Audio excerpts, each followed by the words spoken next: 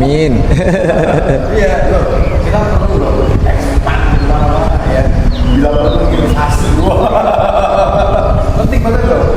Kuliner kita tuh keren. Dan menurut saya itu yang dicari.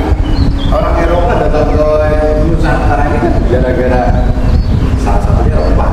Betul. Nah, ketika ngomong soal rempah itu ngomong soal rasa. Mereka tuh ingin belajar tentang rasa gitu kan. Nah, makanya sebagai generasi anak Nusantara, harusnya bangga dong dengan masakan-masakan khas daerahnya masing-masing. Tapi persoalannya adalah saya nggak tahu apakah masih cukup ada kebanggaan terhadap masakan atau kuliner khas daerah masing-masing. Karena tadi Mbak Mira sempat cerita bahwa ada ketika datang di satu tempat, ketika nanya makanan khas apa yang disajikan adalah makanan khas. Nah ini kan kontras banget ya. Yang dicari itu yang ditemuin, nah ini kan ada juga di Jakarta gitu. Mbak Mira, pandangan sebagai seorang yang punya antusias yang besar terhadap kuliner, terhadap gimana Mbak Mira memandang kuliner khas Nusantara atau kuliner apa ya yang menjadi kekayaan daerah di setiap daerah? Sebenarnya kalau makanan-makanan daerah itu punya kekhasannya masing-masing ya. Ya harusnya mungkin harus lebih berbangga aja sih Mas. Jadi kayak kalau ada teman atau saudara yang datang dari luar kota, suguhinnya makanan Khasnya aja ya? Iya, makanan khasnya aja. Terus misalnya juga kayak aku punya cerita nih. Temen aku dari Sulawesi gitu ya.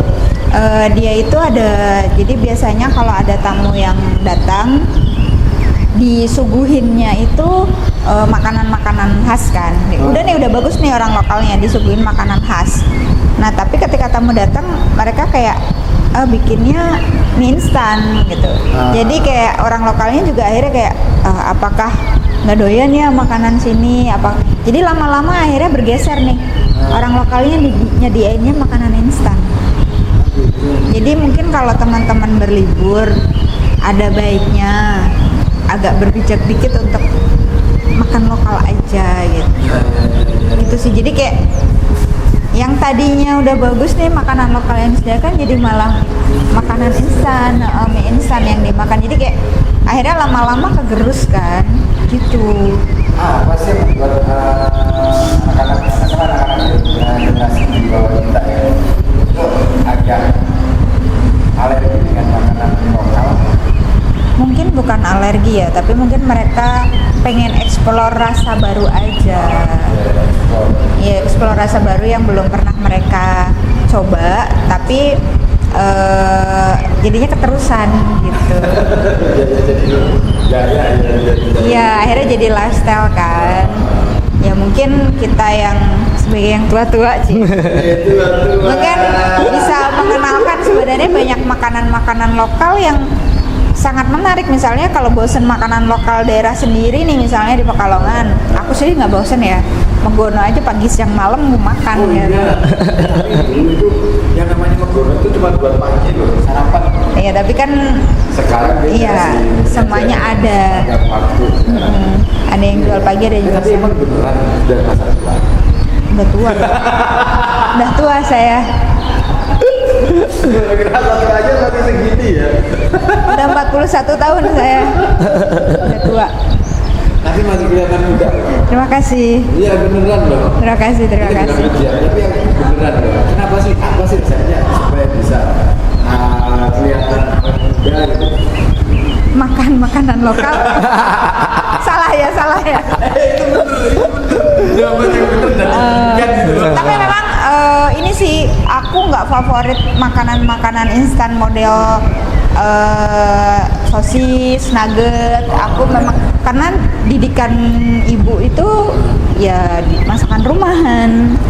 Jadi ya otomatis makanan rumahan. Ya mungkin juga kenapa anak sekarang agak bergeser kebutuhan ekonomi sekarang kan tinggi. Orang tua dua-duanya bekerja. Makanan apa yang gampang didapat? Instan. Jadi dari kecil kebiasaan makan, udah yang cepet aja lah gorengin nugget, udah yang cepet aja lah gorengin sosis, udah yang cepet aja deh beli bakso, gitu kan. Jadi bakso aja ini. Padahal kan sebenarnya bisa aja dibikinin sambal goreng ati di freezer, masukin keluarin kan bisa, atau bikin apa ya, hal-hal yang kayak gitu sih. Jadi lebih ke udah mulai nyari kepraktisan karena ya orang tuanya bekerja terus apa, jadi kayak yang penting anak makan kenyang, gizinya cukup terpenuhi kayak gitu sih. Tapi kan aja gini, dengan cara seperti itu kan secara psikologis, ini masuk. Hanya membentuk karakter juga. Orang sekarang kan kita berumur, Nah, iya. ya kan hidupnya terbentuk.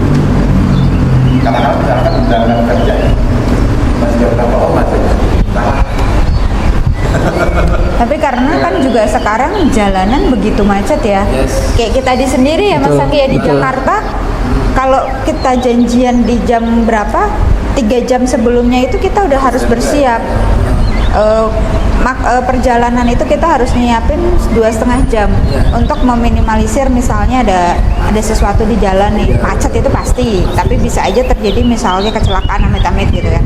Belum nyari parkirnya yang super susah, jadi nanti ketika janjian itu ada space waktu untuk kita nggak ngos-ngosan atau apa gitu. Itu aja kadang ya segitunya tarik mundur. Aku tidak mulai dari sekarang itu, begitu udah mulai pakai standar gitu. Oke, ada aku harus berangkat jam berapa, masuk jam berapa itu. Iya, jadi ngitung mundur kan. Kalau misalnya jam 10 udah harus nyampe lokasi, berarti aku harus jalan dari jam 9. Jam 9 aku udah harus jalan, berarti aku harus mandi dari jam 8.30. Kalau dari 8.30 aku udah harus mandi, berarti jam 8 aku udah bangun. Atau kalau aku harus masak dulu, berarti aku harus mundur lagi, bangunnya jam berapa. Kan hal-hal kayak gitu yang harus dihitung. Jadi biar ini. Nah, itu dia. Yang kayaknya di daerah belum didapat. Nah, bayangkan kalau orang tua harus masuk jam 7 pagi. Iya. Bagaimana seorang ibu menghandle semuanya, Bah? Karena kan balik lagi tadi Mas Ribut bilang, domestik hampir semuanya diserahkan ke perempuan. Sedangkan urusan rumah tangga kan kamu tinggal bareng ya urusin rumah bareng dong. Bareng dong. Gitu, saling membantu. Gitu sih. Patriarki masih ada. Ini kayaknya seru sih kalau terusin. Sebenarnya idealnya itu langsung kerja jam berapa? Karena bagiku nih ya, bagiku yang setiap hari katakanlah dulu waktu masih di kantoran yang harus standby di kantor jam 7 pagi, repot banget karena aku harus menyiapkan keperluan untuk anak-anak dulu selesai, tas meskipun ada istri dan tetap kan kita bantu. Iya. Selesai itu baru saya harus menyiapkan jadi semalam aku harus menyiapkan keperluan itu paginya sebelumnya saya harus menyiapkan anak-anak, tapi akhirnya lupa sarapan, makan gak karuan. Ya, itu aja kan itu aja suami istri udah saling membantu ya. Apalagi ketika seorang istri dapet suami yang patriarki. Kebayang nggak harus bangun pagi, bangunin suaminya, nyiapin bajunya, teh misalnya atau kopi, anak-anak mandi harus dimandiin, harus apa gitu. Belum berangkatnya, wah. Ini nggak relate nih sama aku. Belum nikah. Nggak juga sih Mas, karena Persiapan dong. Iya, makanya dari tadi aku sangat-sangat menyimak dengan baik juga, mendengarkan dengan baik juga, memperhatikan. Ini kayaknya aku juga bakal ngalamin hal-hal kayak gini nih. iya itu pasti. Beneran.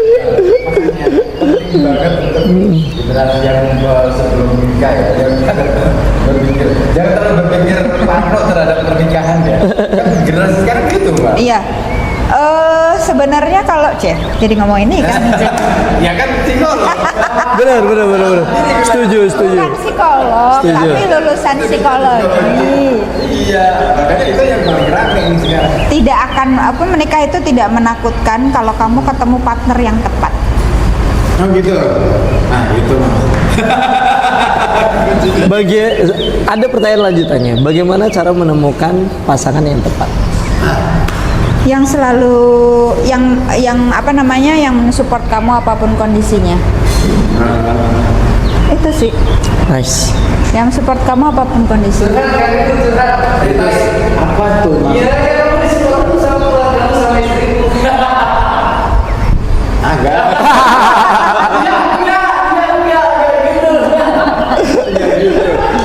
Pasangan yang tepat itu berjalan dengan waktu. Nggak bisa kita menentukan dari awal sih, menurutku gitu, Mbak Lira. Kalau aku waktu itu aku ngelihat suami aku, dulu salon suami ke ini lebih ke apa namanya, orang yang mau bertanggung jawab. Kalau dia udah mau bertanggung jawab, ya udah nikmatin prosesnya. Dari situ apakah kamu akan di nomor satukan atau akan diusahakan atau tidak, gitu sih. Ini sebenarnya kita ngomongin Iya ya, pernikahan apa atau ya? pasangan? Gimana sih? Apa ya? Nomornya jauh banget. Harus dikasih makan yang benar gitu. Iya, makanya dari pernikahan gitu kita akan ketemu dengan rasa. Karena orang nggak akan menikah atau nggak akan ketemu dengan cinta kalau nggak ada rasa. Setuju. Iya kan? Itu memaksain. Menarik kan? Ini bukan soal memaksakan. Jadi rasa itu sesuatu yang nggak bisa dimanipulasi. Tapi bisa diusahakan, Bisa diusahakan, betul. Tapi manipulasi rasa, ya gitu ya. bisa diperjuangkan. Gitu. Makanya. Suruh nama tepuk tangan dong. Oh, tepuk tangan dulu. Kacau nih. Ini jauh banget loh. Iya. Tapi asik loh. Malah justru ini yang seru. Harusnya ke topik awal. Iya, makanan lokal. Apa mungkin karena itu ya akhirnya makanan lokal nggak begitu menarik untuk dibicarakan karena orang lebih tertarik untuk ngomongin soal masalah mental.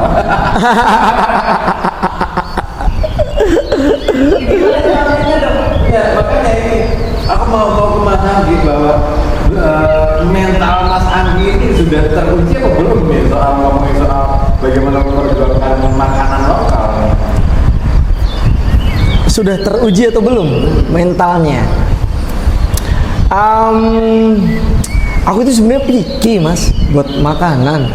Jujur, kalau personal ya, personal itu aku picky. Tapi kalau untuk semangat untuk menggelorakan pangan lokal, sekarang aku pun memiliki tanggung jawab itu di tempat kerja aku yang sekarang seperti itu kan. Aku sih pun melihat banyak banget dinamika mungkin kali ya, terutama di F&B industry juga yang tidak melulu coffee shop gitu, yang ada yang sifatnya restoran, kemudian ada yang sifatnya warung gitu kan. Pun aku bekerja di warung juga yang dimana menunya semua Nusantara seperti itu. So challenging memang untuk di zaman sekarang bagaimana kita dapat memberikan satu jembatan untuk teman-teman yang generasi muda yang sekarang untuk tetap suka, at least suka dulu aja gitu kan, at least bener kata Mbak Mila, nyoba dulu aja gitu, cobainlah makanan maupun masakan-masakan, mungkin berawal dari rumah, betul, lingkungan terdekat mungkin dari rumah. Apakah memang kita dapat memberikan mungkin kalau aku udah punya anak nanti apakah aku juga ingin memasakkan anak aku atau bagaimana, mungkin dari hal-hal sekecil itu mungkin kali dapat kita hantarkan nantinya terhadap generasi muda yang sekarang itu. Banyak sih kalau kita ngomongin soal makanan lokal itu sebenarnya kita kaya banget karena bahannya betul luar biasa. betul Nggak cuma yang ada di pasar ya. Kadang-kadang yang ada di kebun yang ada itu kan bahan-bahan betul. Iya. kayak itu yang nasi yang bumbu itu tadi wadah rembong gitu. Iya, tapi memang ada satu yang terbenturkan nantinya. Aku belum tahu, tapi kan di dalam perencanaan itu kan pastinya harus memiliki suatu proyeksi. Contoh seperti proyeksi populasi penduduk. Nah, untuk proyeksi ketersediaan ruang terbuka hijau atau persawahan, ini yang menjadi pertanyaan yang nantinya is it will be sustain gitu terhadap bahan baku yang ada juga, rempah yang ada juga seperti itu. Sekarang kan yang terjadi itu kan permukiman semakin melebar, semakin meluas, bahkan terciptanya suburban gitu kan, yang dimana yang ada di pusat atau center itu adalah hanya pusat-pusat pelayanan saja seperti itu.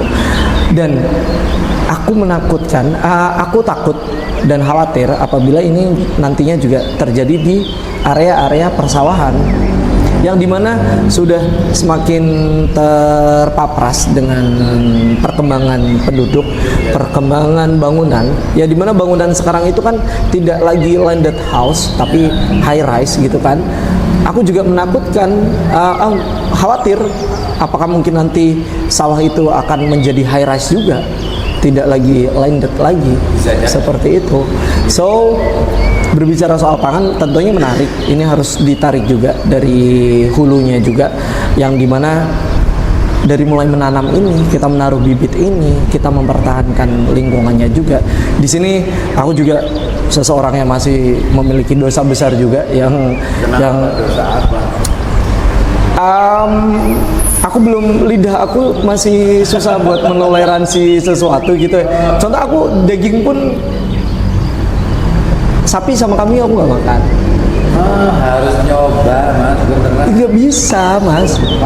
Ini mungkin Kenapa nggak suka daging? iya dari Masalah kecil. selera sih. Dari kecil betul. Aku semua daging doyan. Daging teman juga. Oh itu. Itu. Aku udah insang kalau itu. Itu. Bukan.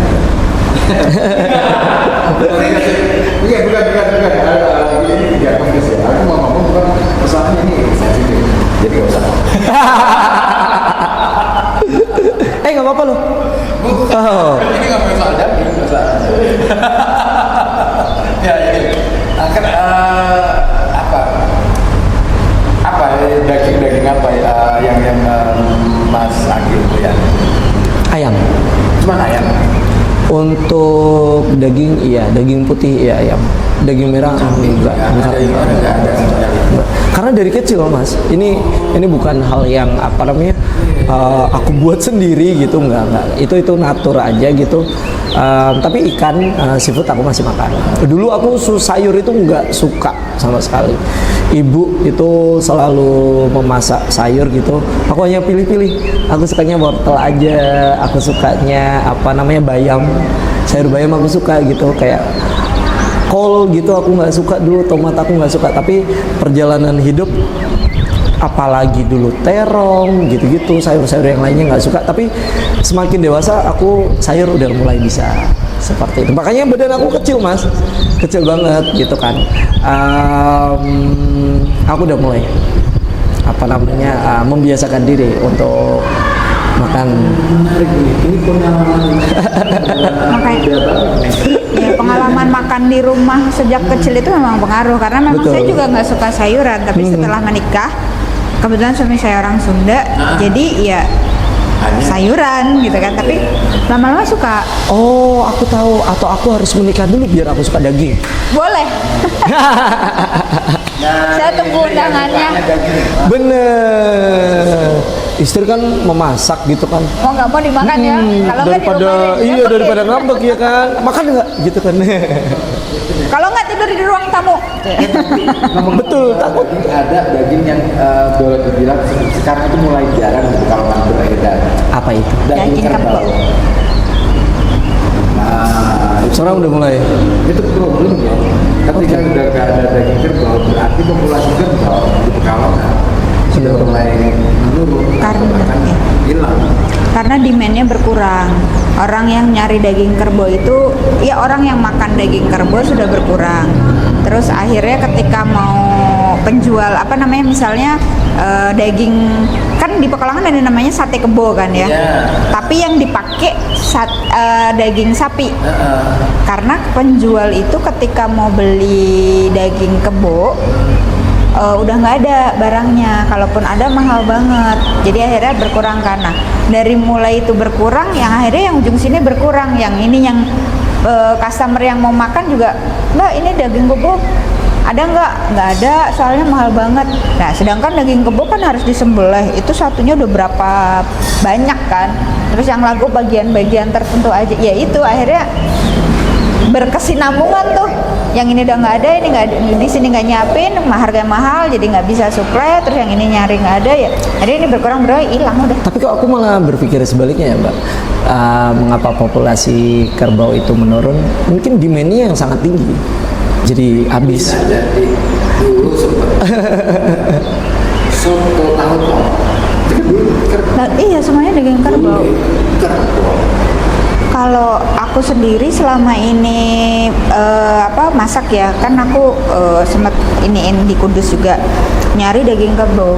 Itu udah nggak ada Mbak, mahal. Selalu seperti itu. Dan mahal. Oh, lebih Tapi mahal dari sapi Mbak? ya karena kan kebutuhan daging kebo itu, orang-orang yang nyari daging kebo itu sebenarnya nggak banyak.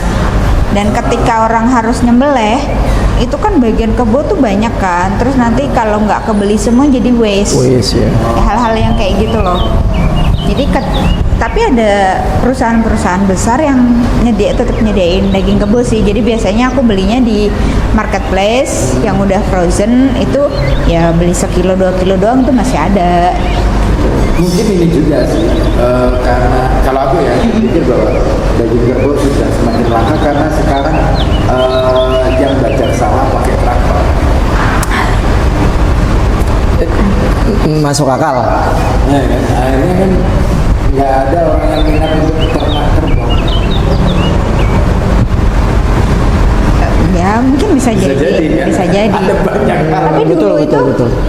simbahku dari bapak itu kan jagal ya, jagal di Warung Asem. Dia memang kebo sama sapi.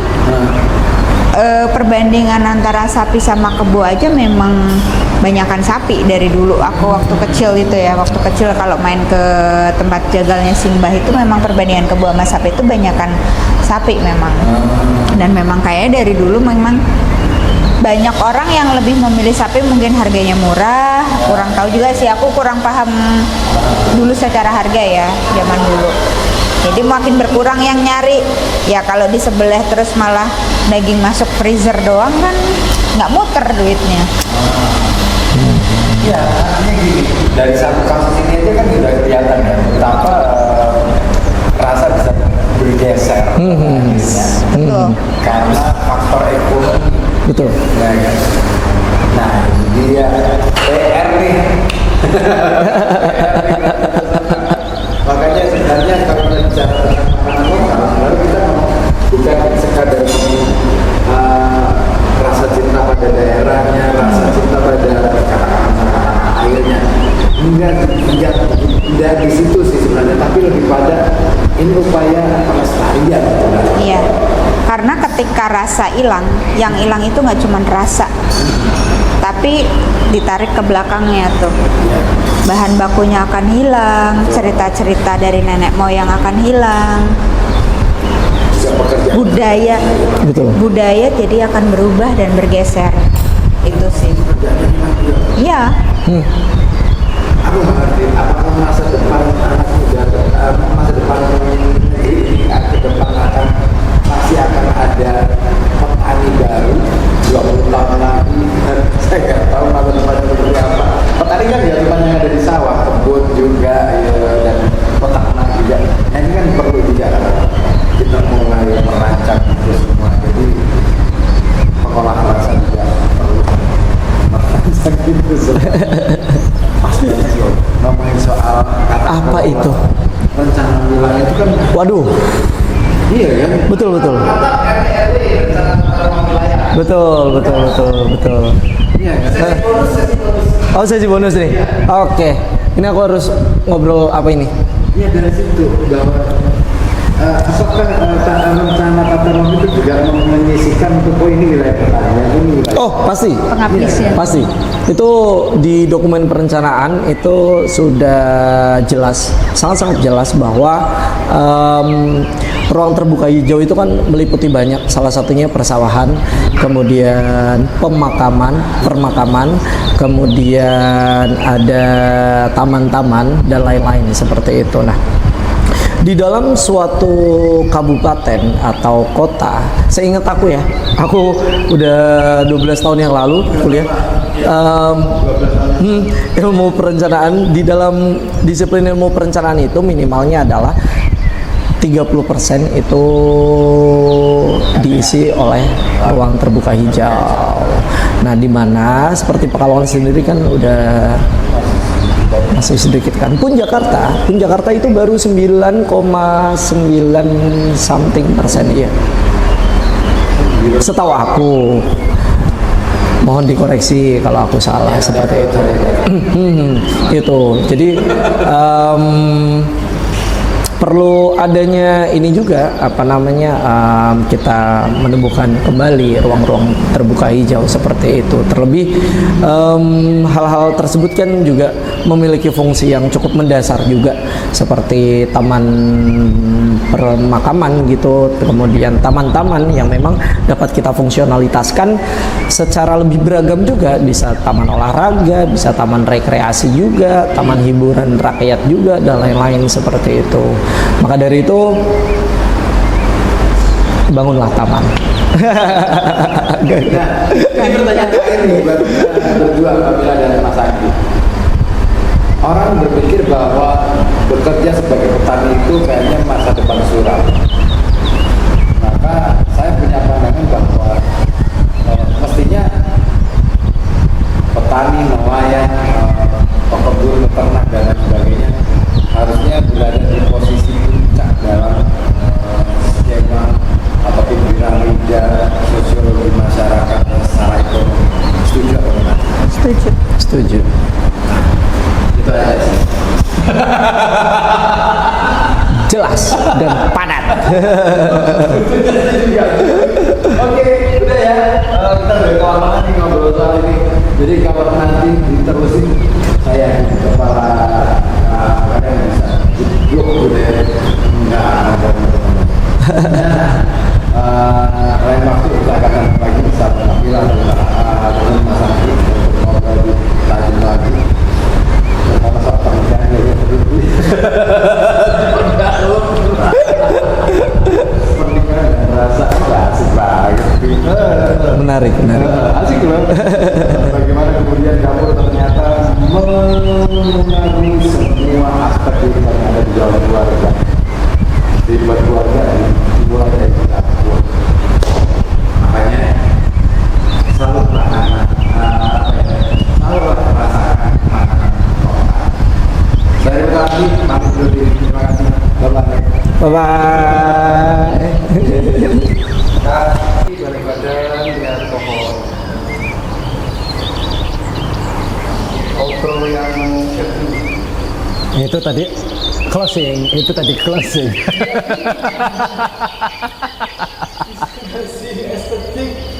Itu closing loh tadi. Tadi aku closing. 3, 2, 1. Closing yang satu. Closing yang satu.